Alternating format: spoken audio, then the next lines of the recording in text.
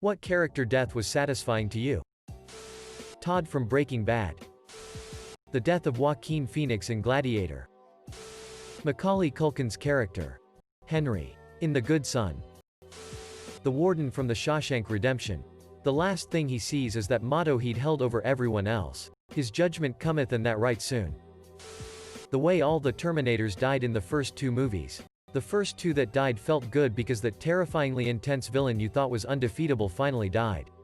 And when Arnie sacrifices himself in the lava and gives that thumbs up, that really hit me in the feels. Yosef Tarasov from the first John Wick movie. It was just a fucking bang asterisk asterisk. Dolores Claiborne's husband. Very satisfying. The asshole in Train to Busan who kept shoving people into zombies to save himself. Every character killed by Arnold Schwarzenegger in history. Let off some steam. Bennett. Consider it a divorce. He had to split. Remember when I said I was going to kill you last? I lied. Stick around. You are one ugly motherfucker. Admiral Zhao. Trilla in Star Wars Jedi Fallen Order. It really shows Darth Vader in his prime.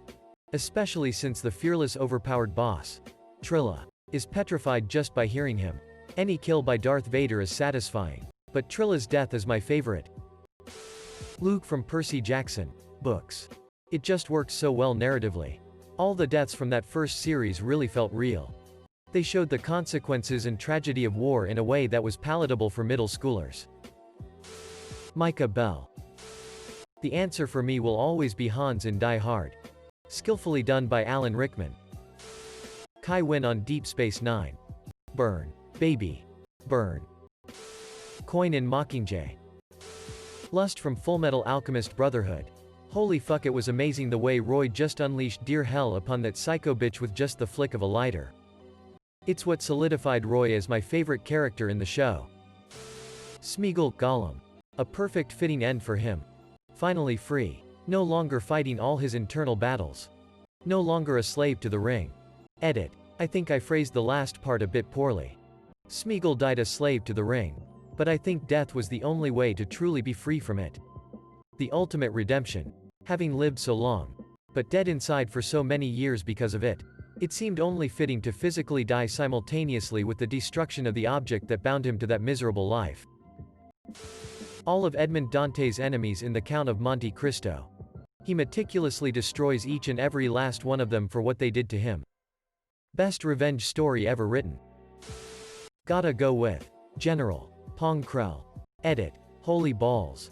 Did not expect to see all of this. I knew people hated him but didn't realize how many. Also go show some love to you Argo 303. He's the first one who commented on the hate for the traitorous prick. Thank you Miss Dallas for posting the one of the subreddits that pointed that out. Edit 2. Just realized I got awards. Thank you fellow clone lovers and Krell haters. General Shepard from MW2. Buffalo Bill in Silence of the Lambs. The sense of relief I felt when it was over hasn't been matched by any other movie. Toral Sadias. Completely unexpected. Yet he had it coming for so long. V. From Orange is the New Black. Season 2. She was so manipulative and sociopathic. It actually made my skin crawl to watch her sometimes. And the way she went out was perfect. Emo. The actress who played her did such a good job. Darth Vader. It will always feel satisfying that he came to the light side of the Force and got to see Luke with his own eyes before he died. 100% Joffrey Baratheon. When that bitch Pong Krell died.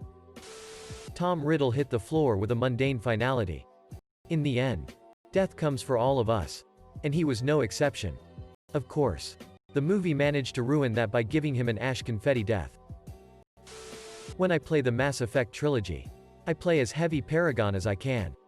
But no matter how Paragon you are, you smash that renegade trigger with the fist of an angry god when it comes time to finish off Kai Lang and gut him with your Omnitool.